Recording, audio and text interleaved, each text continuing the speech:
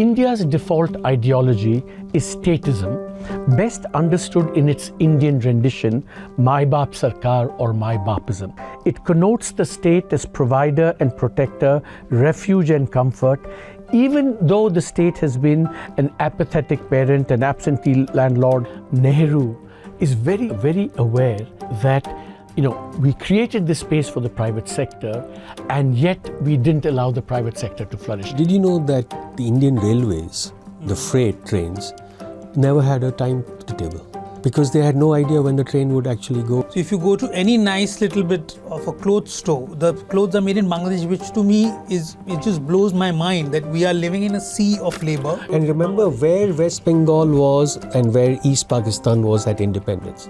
East Pakistan had no industries. To be fair to the southern states, I think the reason why what they say has some merit, what we show is that these transfers have been rising and rising and rising over time with no kind of cap to that, and in the context of seeming to reward underperforming states. One of the most shocking things that you guys say is that you disbelieve the GDP data and you put a figure of around 3%.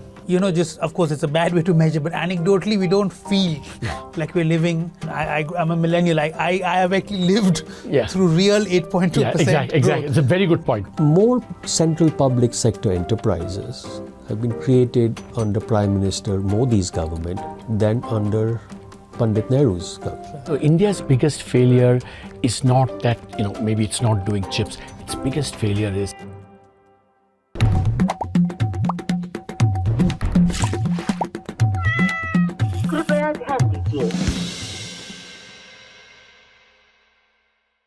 Hi, on this episode of Scroll Adda, we have with us economist Arvind Subramanian and political scientist Devesh Kapur, who attempted something quite ambitious, a history of India's development since 1947. Hi Arvind, hi Devesh, welcome to Scroll Adda. Thanks for having us. You guys, I like the framing a lot. You guys have identified sort of 4 stages of India's development, right? Do you just want to walk our viewers through what the 4 stages are? Yeah, I think you mean the 4 growth episodes. 4 growth episodes. Yeah, so I think instead of saying what the 4 growth episodes I'll come to, let me phrase it more as how we were surprised by, these 4 growth episodes and how our characterization is somewhat different from what you find, right? In fact, the chapter is called Growth and Policy, Misunderstood and Misdiagnosed, right? So the biggest, I think, misdiagnosis, I would say, is between 1950 and 1980. It's considered, planning, industrial, import. It's basically characterized as import substituting industrialization. Which you guys don't agree with. And we don't agree with that for the following very simple reason, that under import substitution, the aim is to protect the domestic entrepreneurs from foreign competition so that they get, privileged, whatever, access or privilege because, they shielded foreign competition. But what India did was so that they eventually build competence. Yeah, it's like a training stage. Yeah, exactly. Of a sort, right? That's what's called the infant industry argument. You protect the domestic so that they become more efficient and grow up, as it were.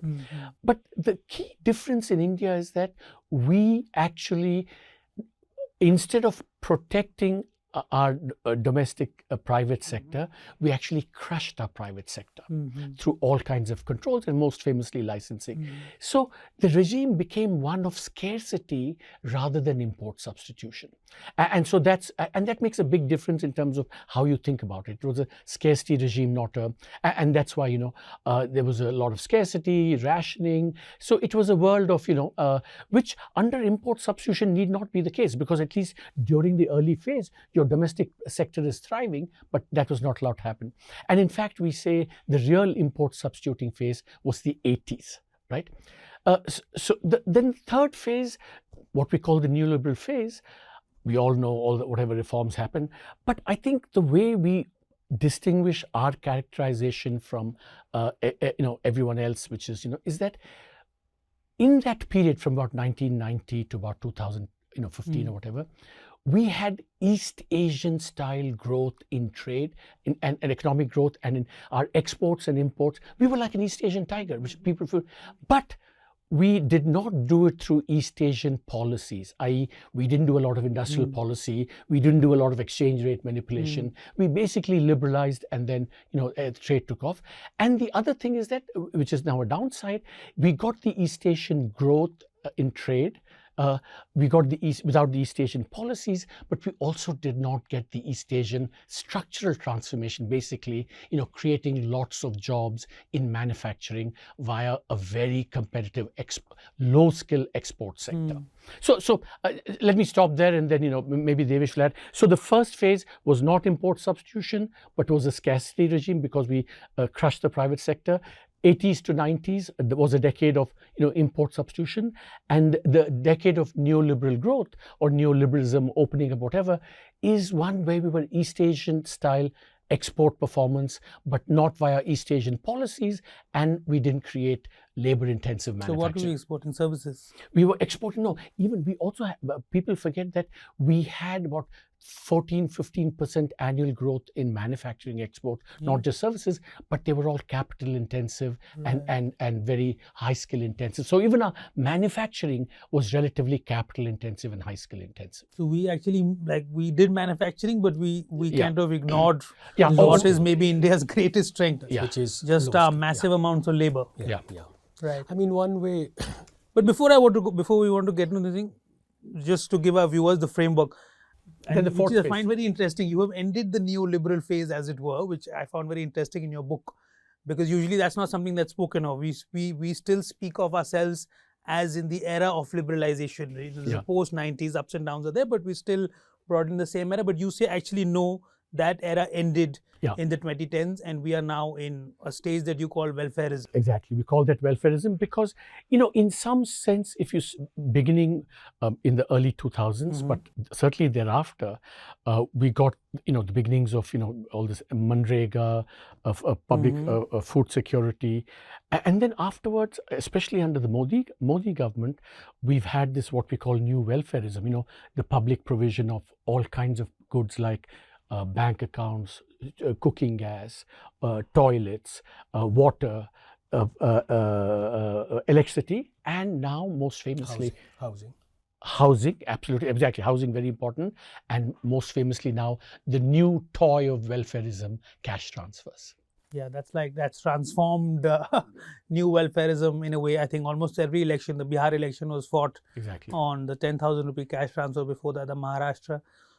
I want you guys to just so I think this point is well taken. It's kind of like almost the orthodox point now, that killing private sector, the fact that Nehru and Indira Gandhi later killed the private sector was a mistake. But what was their thinking? So I can understand keeping out foreign firms. Exactly. We are coming out from 200 years of absolutely crippling British rule. There is a fear, and many countries did it, and they did it successfully, right, to some extent. But why did India kill its own private sector? What was the thinking behind it at that time?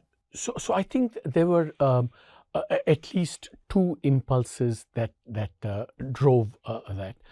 One is during the war, where the private sector had a big role to play in World War II, there was the sense that the private sector was profiteering a lot from scarcity. And if you look at the discussions thereafter, in fact, the left wing of the Congress Party was very, very active in saying that. And Mahatma Gandhi also famously intervened in this debate. And so the sense that, so that was like a contingent. I think it was also true of the famine in Bengal, where there were a lot of things where the private industry merchants were profiteering at the cost of death. Exactly. So famine in the Second World War. But with the difference, see, in the famine era, it was merchants, not industrialists. But in the World War II, so as you know, in rural India, and for good reason, there's good suspicion of middlemen, the credit markets, these sort of billion is the money lender, right? You'll always hear the term. You'll never use the word money lender. It'll always be usurious money lender, right? The middleman, the famous middleman. Right? Yeah. But that is the merchant class. which is different from the industrial. And in World War capitalism. II, it was the industrialists that were Industrialists that were. and then So of course, Indian industries really profited from of and the sense supplying that, like yeah, boats exactly. to the Indian No, but army or not just Indian. I mean, most Everyone. industry was controlled still by British interests. but also the whole there's a whole sense that both foreign and domestic capitalists benefited a lot, and so that was one impulse. The second impulse was this I think belief that if you had big private corporate interests that would damage politics. So the fear of the big, as it were, something we would call the Gandhian overlay on Nehruvian socialism. Promote khadi, promote small scale, and the fear that these big business houses would become overly powerful. But there was a third impulse, which came from the huge success of the Soviet Union in World War II, right? Right. Which is all So that was seen as a model. exactly right. That look, you didn't need the private sector. Look, and remember, till the 60s, Soviet Union has one of the most rapid growth rates in the world, right? So here It was basically turned what was an agricultural country to into almost a powerhouse. first world Yeah, country. yeah. Right? So there was a clear example of a very successful. It had beaten or soundly defeated Nazi Germany, which until then was the exemplar of manufacturing, private sector, all of that. So in a sense, what we argue was the choices made in the 50s were quite understandable given the knowledge at that time. Given where we were at that time. Exactly, and the broader gestalt, worldwide. It's harder as the effects, the negative from the mid-60s as the stalling began, and report after report is showing the poor performance of the public sector. It is showing how the license Raj is creating rents, corruption, all of that. That contrary to what one might believe, the MRTP, etc., didn't really shut off the big, the Tata Birlas, all of those, they continued to be at the top. That is the bigger puzzle, which is why was there so little course correction when the feedback, even by government reports themselves, parliamentary reports, were making clear that this is not working. So, I'm going to ask you to answer the puzzle now that you said it. Like, these are all smart people, right? Like, these are smart, well-meaning politicians. They were smart, well-meaning till the mid-60s. Right. I'm not sure if we can necessarily extend that beyond. So or a different way of putting that is to say that the choices of entering into the public sector, for example, because remember, our public sector was no bigger than many other countries' public sector in terms of size and scope. So so getting in, maybe there were reasonable choices, or certainly not totally unreasonable choices. But why, despite decades of consistent underperformance, that we couldn't exit from some of these policies, right? Before we answer that question, there's one interesting thing that when Devesh said, "Oh, but." The Soviet model and things. The interesting thing is that finally we did create, the three categories of industries, right? One public sector, one whatever, and one for the private sector. And it's very interesting that Nehru is very aware that we created this space for the private sector, and yet we didn't allow the private sector to flourish. In fact, famously, he says, some of these industrialists come to me and say they're not being allowed to flourish, and I think they have merit in what they're saying. So that that awareness of what they were doing was quite conscious. On exit, I think why we couldn't exit, is that what next question you want to? Yeah. Like, what was it was all well known, as your book shows, that by the late 60s, certainly it was well known that this system is not working for India. Right. What was the pressures that were still keeping it back? So I think a couple of things happened, 2-3 things. In 67, when the rupee was devalued and the famous shift towards the Green Revolution, all of that, there was a big concerted thing to the US, IMF, World Bank for liberalization which was the GO had broadly agreed on. But that was conditional on substantial foreign aid. Right. So, the quid pro quo, India would liberalize. But pressures so the devaluation, Mrs. Gandhi is still a relative neophyte, massive uproar in India against it. Just remember, at that time, the public sphere had a much stronger left orientation. She panics, she goes to and gives a speech condemning US thing in Vietnam. That leads Johnson to be really angry and saying, we are writing the checks, and so he withholds that, and that then leads to buttoning down the hatches. Then the 71, then the split in the Congress, where the left wing of the Congress now essentially becomes so ascendant. She needs the CPI to be in government, to at least support the government. So that again is a constraint. Then the 71 war and the Nixon tilt, all of that means that basically the US is, so things associated with the US get a bad tinge. get a bad rap. And what is the one thing you associate with the US? Capitalism, right? So I think these things, so in the end, what we say is that ideologies, what began, then really gelled and then froze. And as we know about ideology, it's a powerful motivator, but it's also a powerful block in being open to new information, new ideas, because you already know the right answer. I don't, because one of the things about powerful audio, we know what is right. So new information is not, you find 50 ways to excuse it, etc. And powerful vested interests had formed around these, right? So just to add, Devesh spoke about the kind of ideology and the left. But I think what we argue in the book about one possible reason for the lack of exit is that this ideology is actually much broader than just the left. We call this my Bapism. Right? And I know we shouldn't exonerate, we should not just blame the left and the state. Right. This is an ideology that's shared across the political spectrum.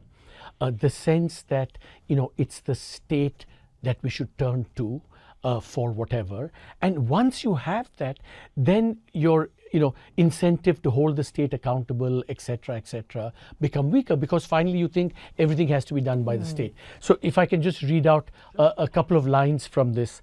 So India's default ideology is statism, best understood in its Indian rendition, My Baap Sarkar or My Bapism. This is more than the narrow ideology of the left with its belief in state-driven industrialization or welfarism. It is more all-encompassing and shared well beyond the narrow elite, a sort of mass ideology that includes the right as much as the left. It connotes the state as provider and protector, refuge and comfort, even though the state has been an apathetic parent, an absentee landlord, a tormentor, a Wizard of Oz-like figure projecting an illusion of power with that reality. So the point is that, we have this deeper ideology of believing in the state, and that combined with what Devesh says mean that, state is doing badly, but let's go back and rely on the state for solutions. But what I would like to know is how do we compare this? For example, is it different in China? I would think China is more my Bapist. India's biggest failure is not that, maybe it's not doing chips. Its biggest failure is it did not do low skill, labor skill manufacturing and exports. I mean, that's kind of one of maybe the biggest. It's easily, I think, the biggest tragedy failing that exactly India has, development. And in fact, done, part right? of it, not everything some else of is it, minutiae. Yeah, right? all Some this of is it- kind of some icing on of the it, cake. if you take garments, is because the synthetic fiber is more expensive in India than Bangladesh garment in order to protect some of these big firms. Yeah.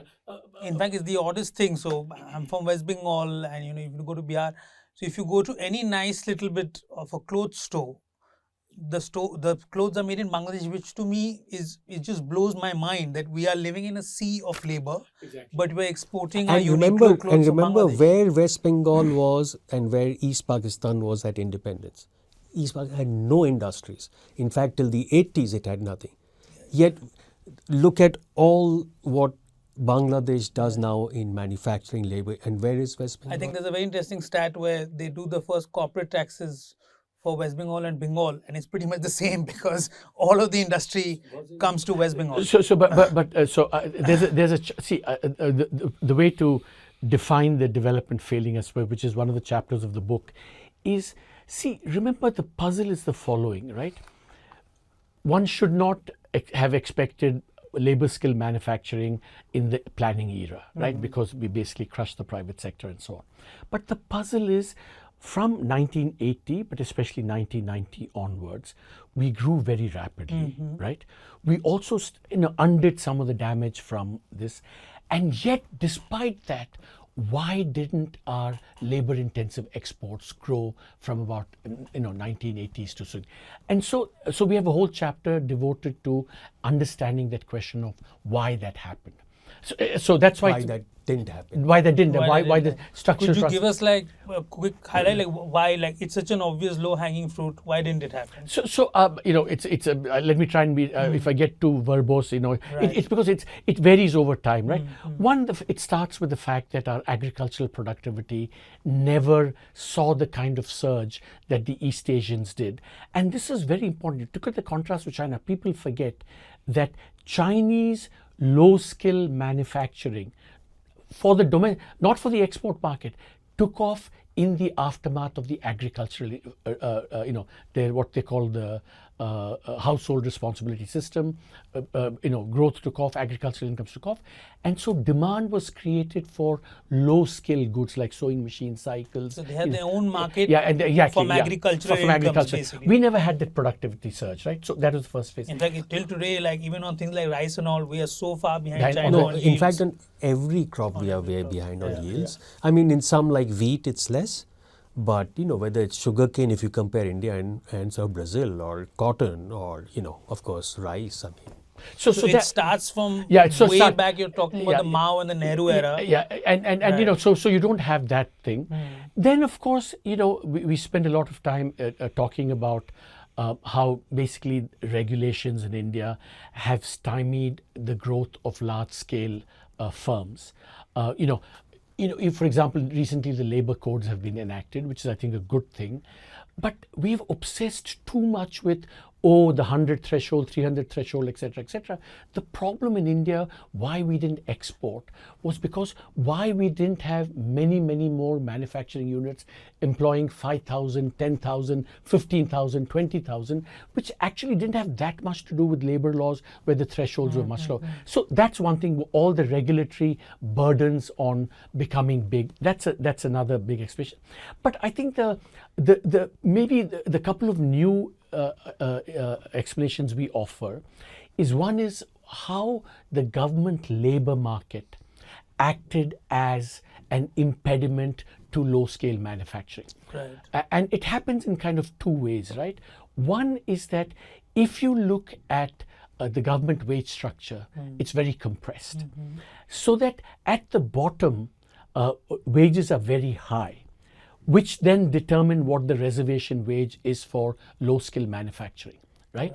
And remember, it's not just your wages are high. Yeah. These are jobs protected for life. Yeah, exactly. And in some cases, there are rents. So that now, and the vast majority of government employees are groups, what is Group C, what used to be Group CD, right? Your top, what is called Class 1 or Group A, that's a tiny. Like your IS officers. Yeah, and Group B, that's a tiny, 95% is there. And these are vastly greater than what with their qualifications and skills they would get in the private sector. And a reflection of that, of course, is that look at how many people write the civil service exam, even at lower level, knowing that at most 1 in 1,000 will get in. So in some sense, the supply of labor for low-skill manufacturing kind of got locked in and the wages got in. The last, I think one thing I want to add to this, if you look at India's unemployment graph, there's a huge spike for youth unemployment because a lot of people are just wasting their 20s trying to crack these exams, right? And then they give up when they're 35 or whatever. And in the process, what you learn in cracking these exams, it doesn't help you in anything else. Yeah, it doesn't transfer your skills. Yeah. And the last thing, which is slightly new contribution, I guess, is that, when economists and all of us have focused on, the Indian experience, a lot of emphasis has been placed on, trade policy, the protectionism, etc. We've not focused enough attention on the key non-traded inputs that go into tradable goods like apparel, etc., etc. And the two... Please, English, please. What does that mean? Non-tradable goods? So goods for our viewers. So the two, I'll tell you two big ones. One is electricity, right, which is not traded across borders, and railway freight, which so one affects... and land, one affects transport cost, one affects... So you're saying we have very poor electricity... So just to give one... So we show... We have a power cut in the office right exactly. now. Look at that. By the way. So you have a power cut in the office. Today we show in our book as well that on average Indian manufacturing pays twice the cost of electricity as what is efficient, and India's electricity costs are twice that in China. And remember, so these things feed into your manufacturing. That's such a massive tax on a manufacturing sector. Right? So that feeds in as well. So a series of things that we did and didn't do in the era of rapid growth is what has stymied our and the thing. So did you know that the Indian railways, the freight trains, never had a timetable? Right. Because they had no idea when the train would actually go and when because you that's a stunning fact, right? Between the early 50s and almost till now, this has changed after the dedicated freight corridors. Right. The average speed of Indian freight trains was unchanged for 7 decades because you simply, so that's why it moves more and more. Freight traffic moves to trucks. Now, trucks for longer distance is much more expensive. Very efficient way to transport. So and forget the pollution, the congestion, all of that.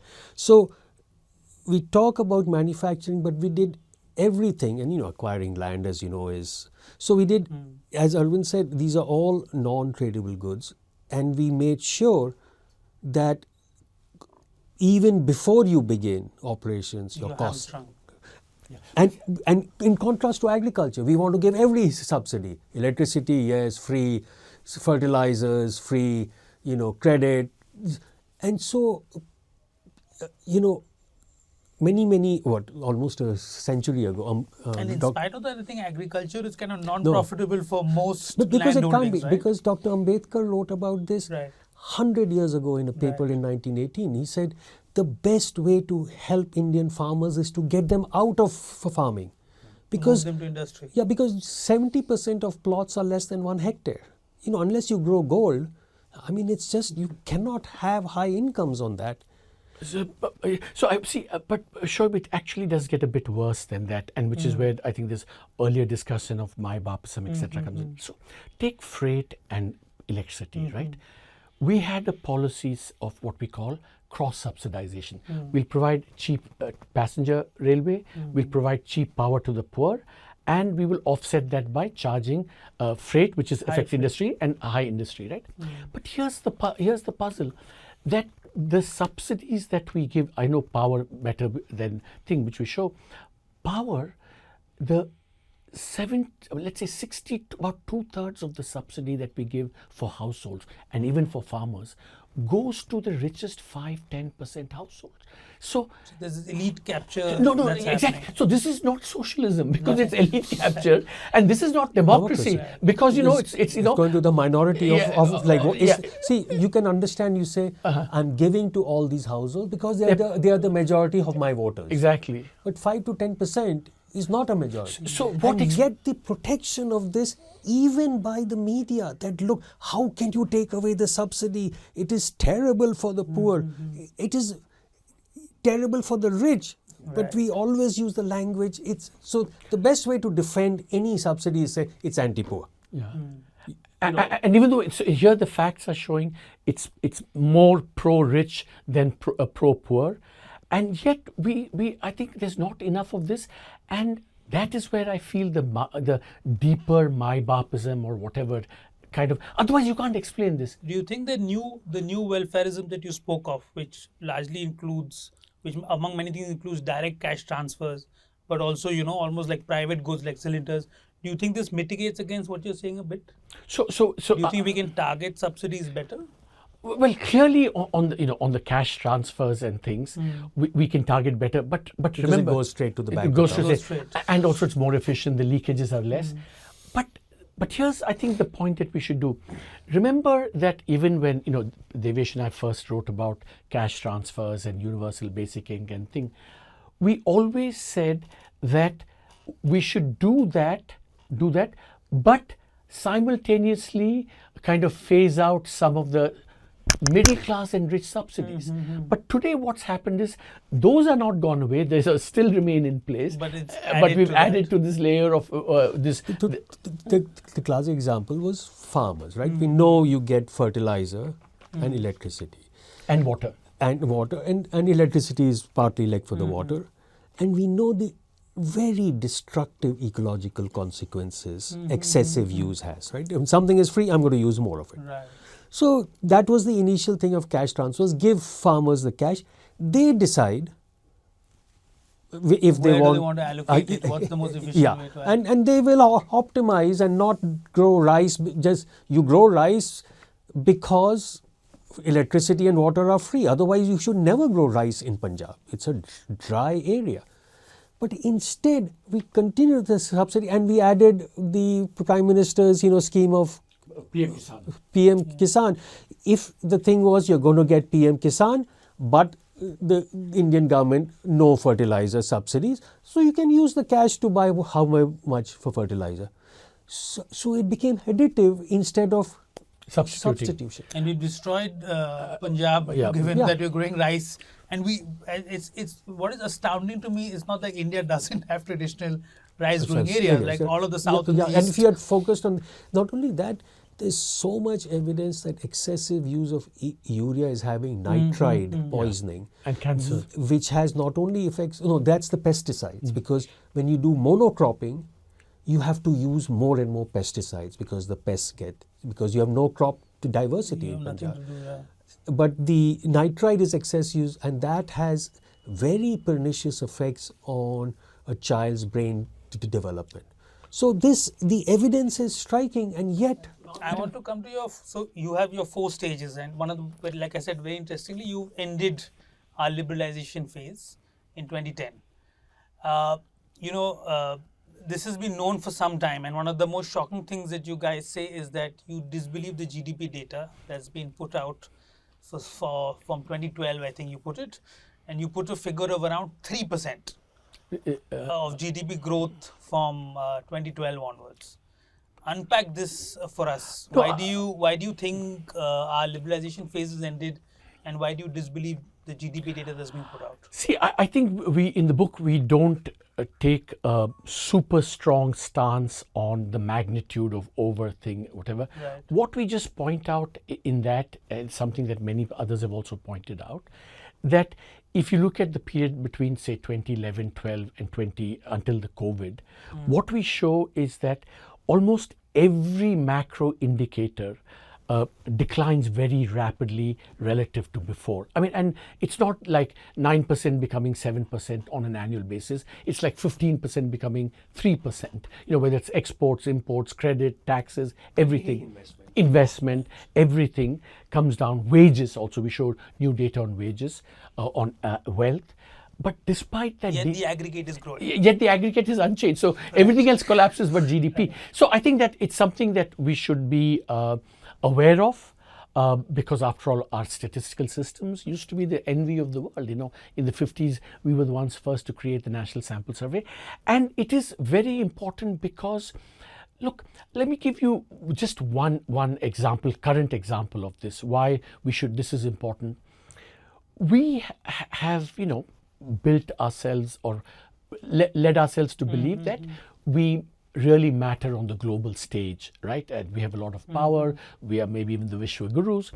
But if you look at what's happened with the Trump shock, who would have thought that today the tariffs, US tariffs, are not only higher on India than on China, they are the highest imposed by the United States.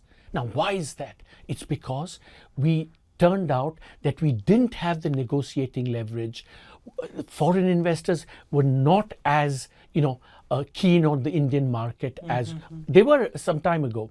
So the whole thing about, the kind of belief we had that we were such an attractive economy, growing so rapidly, we have a lot of leverage, all that got exposed in this thing. So that's why I'm saying that we should be a little bit much more careful in understanding how the economy is really doing and taking remedial action. For example, now because of the Trump tariffs, we've taken a series of reforms, which are very commendable. But we should have done that even without the Trump tariffs. Without this kick. And part of the reason we maybe didn't do that was because we said, oh, the economy is growing at 7-8%. And I think so. One thing that recently the figures that came out was I think 8.2%. 8.2, yeah. And just of course it's a bad way to measure, but anecdotally we don't feel like we're living in any, because I think the Gen Zs are a bit different. I'm a millennial. I have actually lived through real 8.2%. Yeah, exactly. It's a very good point. You can there's a thing, right? There's a buoyancy. You expect to earn more and so on. I mean, that it could be that it is led by, like the US has, by OECD standards, buoyant economic growth, but most people don't feel it because that's, given the structure of growth, is led by very capital intensive AI rather than broad. So that can be the case. It could be in one. Yeah, it's not impossible, but it does raise serious doubts, right? As you said. I think the other thing, as follow up on Arvind, is that I think what this crisis has exposed, if you ask, what is it that India produces? Is there anything that the world can't do without? We are part of no supply chain, as it were, right? Yeah, right. So, and that also means that how much effort it requires to be indispensable. To be indispensable, you require There's no leverage. Yeah, that gives you leverage, and leverage doesn't come by claiming that you are the greatest, because practical people. Do you guys blame politics for this? So one thing that again you mentioned in your book is you really call out the GDP growth rate in the year of demonetization. You're saying, I mean, you have a lot of doubts about that. I mean, I don't want to go into any particular year, but again, but you have in your book. Yeah, but like you say, that you don't feel it. Right. See, the demonetization year. Again, it's a very, you don't need to, I think, have a PhD in economics to feel that, that's a bit you have a major shock. So you had the biggest monetary shock, right? And yet you had growth first of 7.2%, but even I think more eye-catching was that it was revised upwards to 8.2%, and so in a year in which India suffered so grievously. So again, we need much more thing to go into how much exactly it was, but it did raise a lot of eyebrows, and even the IMF, by the way, commented on that. It's if you wanted to be a little bit facetious, it's like saying, keep doing demonetization. It's a great policy reform to get 8.2% economic growth. But I think we should be, all we're saying, broader thing is that we should be careful. And I think, to be fair, the government is taking this very seriously. And I think the revisions that are being planned, which are going to come out in February, I hope and I think will have a much better system. And even if the government doesn't acknowledge whatever, which I wouldn't expect it to, the fact that they're acting seriously on this, I think they are aware. Going forward, and I think we they're see aware some that, very positive action, and that's happening. So at least, as we said earlier, you may not acknowledge, but if you're taking remedial action, at least going forward. And I think the other, frankly, very serious gap in our data was not conducting the census. And there were good reasons at that time, but to have postponed it for so long, again raises, why. It was the one thing we had been doing since the 19th century, without fail, with far fewer resources. And, because that is the basis of surveys, unless you have, it's all builds on census data, how you pick your sample, all of that. So, but hopefully, they've just announced it'll be done in 2027, or it'll begin in 2026, and that again should improve the quality of data. So the point that Devesh makes often is that, whenever we say data improvement, we think of the central government. But I think there are large areas in which state government data are much worse than central government data. And they don't work. Take births and deaths. Yeah. It is the most basic data. It is the state's responsibility. And I do think that we hold the center, as we should, much more to account. But we are rather soft and ignore the role of states. And the states are doing a pretty crappy job. In fact, I think as journalists, we barely look at states. Yeah, and that I think, so going back to your profession,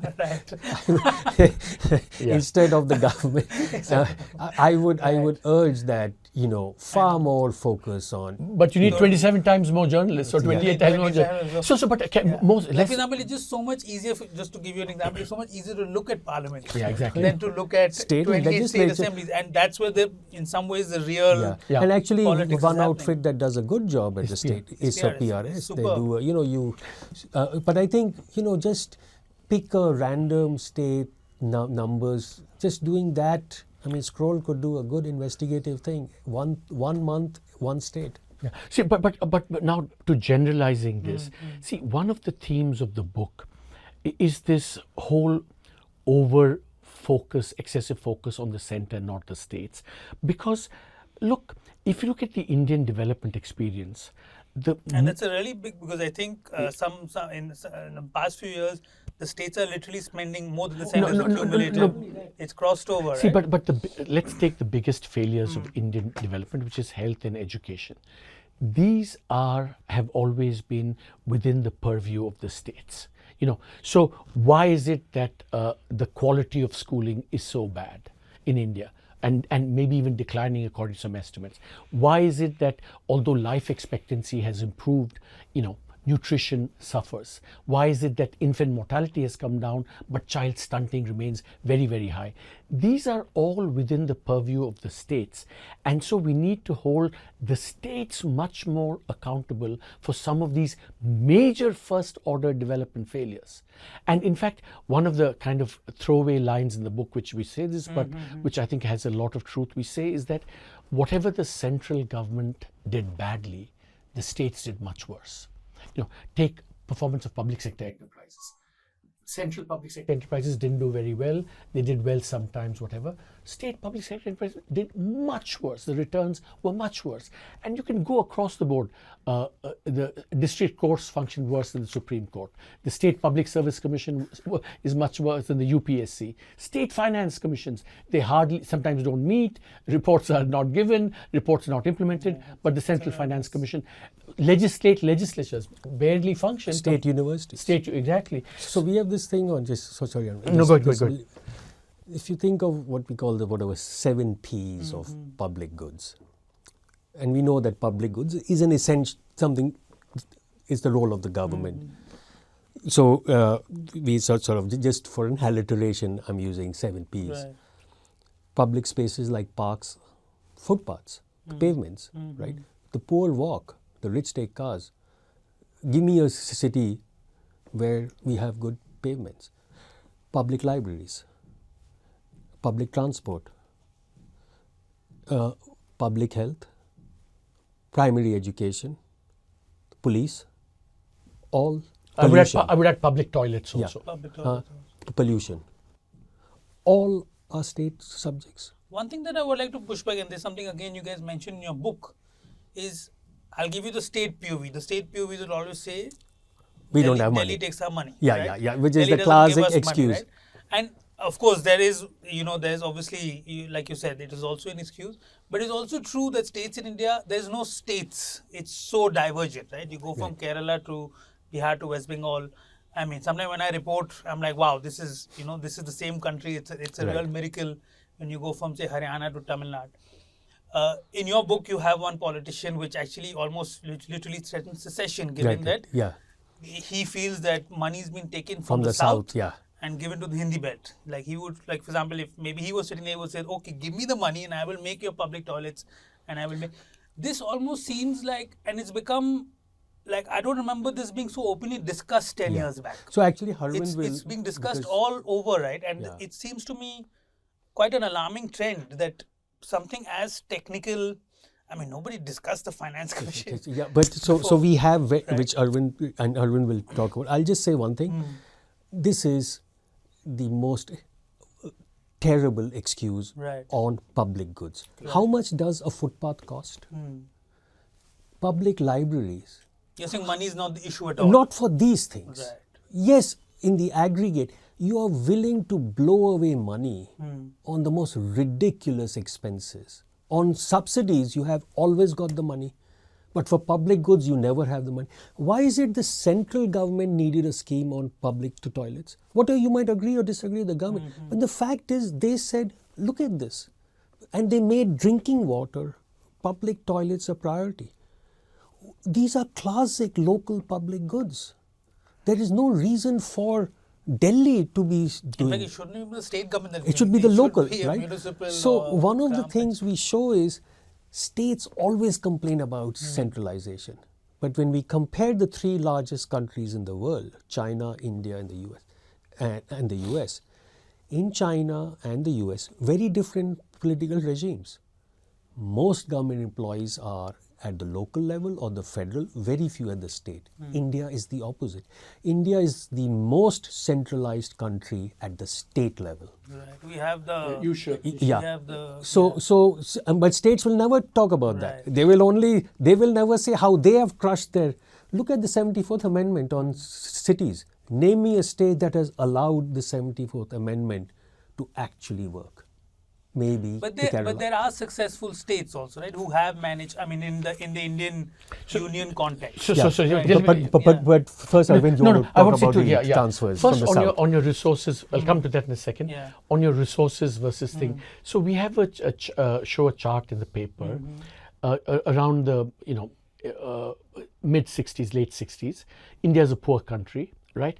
But if you look at the per capita spending on primary education against how rich a state is, the Kerala, Tamil Nadu, the southern states are not the richest. They're in the median of the pack. Yeah, and they spend the highest on primary education. So it's a choice that make. And also, I think that Karthik Muralidharan has a lot of work saying that it's as much about implementation, all of that, rather than just resources. These states made choices. And if what and they implemented it well. Yeah. But do you think this will have an effect on, say, future finance commissions? This fact that this politics has so come I'm coming to that. Okay. So I'm coming to that. So you see, one of the, I think certainly something that we didn't realize. If you look at which are the states that are benefiting from these horizontal transfer formula, and which are the states that are giving money. So let's call them the donors who are giving and the beneficiaries. So the largest beneficiaries are the Hindi heartland and the eastern states, but the Hindi heartland more. Now I'm not talking about the northeast in Jammu and Kashmir, which per capita get way more. But that's a different dynamic. It has to do with security and all of that, right? Just focusing on the development. So they get a lot. Now, who are the states that are contributing? So it's true that the southern, western and Haryana states are contributing. But what we find is that amongst this, the biggest donors, as it were, are the western states, not the southern states. So Gujarat and Maharashtra. Maharashtra and Haryana. Right. way more than the south. So therefore, then I think it leads to the I think question. Maharashtra is number one, but there's no politics around it at all, right? Yeah, so exactly. So Yeah. that's So a why good is the point. politics Particularly less? bad? Yeah, more in the south when it's not the biggest donor, and not as much in the west when they are the largest. And therefore, Maybe the answer is, yeah. I mean, they identity-wise see Exactly. themselves as quite different in a way Maharashtra does it, So right? exactly. So that's very good point that you make. That therefore it has to do with other things which we need to address. And of course, in the context of delimitation, these things are becoming much more salient. So I think we need to address. But to be fair to the southern states, I think the reason why what they say has some merit, acknowledging that they're not the biggest donors, is that if you look at the transfers, I think in a nation state, nobody will ever say that the rich shouldn't transfer to the poorer states, right? Because if we are Indian citizens, we want broadly the access to public services to not be. I mean, there's no point of union. Yeah, exactly. No point of otherwise, exactly, right? right? I mean, there has to be some transfer. But Yeah. I think what we show is that, but these transfers have been rising and rising and rising over time with no kind of cap to that, and in the context of seeming to reward underperforming states and penalizing Also, over. the trend is also Yeah, divergent, right? exactly. So Tamil Nadu is getting richer than UP every But single that's day. the point. That's the point. So it's it's an create- unending cycle, basically. and so it's creating this perception that we're doing better, they are doing not as well, and yet we're transferring money to them, which almost it's what we call moral hazard, creating perverse incentives. So that's I and think. with delimitation, we also don't have political power. Yeah, exactly. So I mean, I think, Yeah. I mean, one of the things we make is that you need to either have a sort of broad consensus that the fact that since the 70s, a voter in the south, her vote has more weight than a voter in the north because of the freezing of the constituency. And the divergence is really stunning sometimes if you look at, say, Kerala and Bihar. It's, I Right. think, 1.5 times or Exactly. something. But Yeah. so you can either transfer the money, keep the extra weight of voters in the south, or you have equal weights of every citizen is equal, and no transfers or far fewer transfers. But you can't have You can't have both. Both, You yeah. can't have that. Look, I will an have untenable more situation. political power, and by the way, I'll take your money too. And also, I think this is serious enough because remember, I mean, for me, it comes as a surprise that, I mean, some of the Indian states are articulating the language of abroad, saying we should have more babies. It's kind of more because we need more people for the political power, and we don't want to get more migrant labor in. So Or I we think can't control our borders. Yeah, There's exactly. all this Yeah. talk. It's almost like Yeah. Europe or Yeah, like it's like yeah. MAGA like talk. Yeah. Yeah. So the challenges of so we should be clear. While we want more migration within the country, because it is a source of wealth getting equalized, right? I mean, we want poor labor to come from Bihar to the richer states, benefit, send back remittances. This is the beauty of a common Indian market, and this is the way China achieved, kind of rising incomes. It's also well worth pointing out that, for example, a lot of Tamil Nadu's industrial base Is to some true. extent depends on this True. migration. Exactly. Tirupur and all. So, No, and yeah. you won't have construction in. See, So it is At a one- win-win at one every point- but subject to the Yeah. challenges. At we one that have point- to be managed. see, in principle, when the migrants come, if they stay, in principle, if Indians migrate to the US and become Americans, they vote there. There's no reason why a Bihari who comes to Tamil Nadu and settles down cannot be part now of Tamil Nadu's population, and therefore the population base of Tamil Nadu increases, all of that. But we still have this thing, every southern states wants the US and Europe to take more Malayalis, Tamilians, but they balk at taking from within the country. And this is the general thing, that when migration rises above a certain level, so the US is having this backlash, huge backlash. It had the same 100 years ago when it was about 14% of the population was foreign born. Because, issues of identity, culture, we know these are, you can argue this, whether good, bad, but the fact is it's a reality. And that is the backlash we are seeing in Europe. So I think, this requires just much better consensus building, what Arvind calls, But do you think that's happening?